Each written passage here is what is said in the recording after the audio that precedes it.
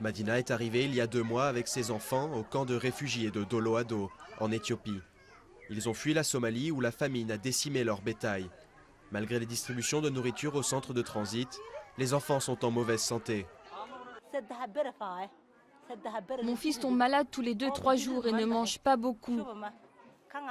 Il vomit et il a la diarrhée. Il ne mange pas bien et ici, il n'y a pas de lait, pas de sucre. Les familles ne sont censées rester qu'une semaine au centre de transit de Dolo-Ado pour être ensuite orientées vers un camp plus permanent. Mais la construction d'un de ces camps a pris beaucoup de retard et certaines familles sont restées bloquées ici jusqu'à 3 mois.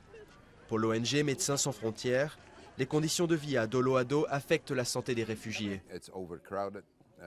Il y a trop de monde. L'eau, la nourriture et les conditions sanitaires ne conviennent pas et affectent la population.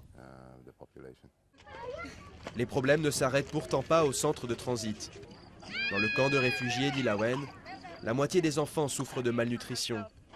L'aide alimentaire distribuée aux familles, pourtant riche en nutriments, est souvent revendue pour acheter d'autres nécessités.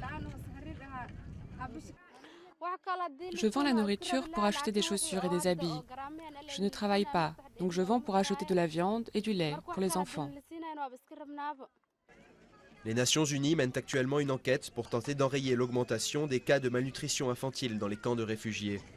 Elles encouragent aussi les familles à garder la nourriture qui leur est distribuée.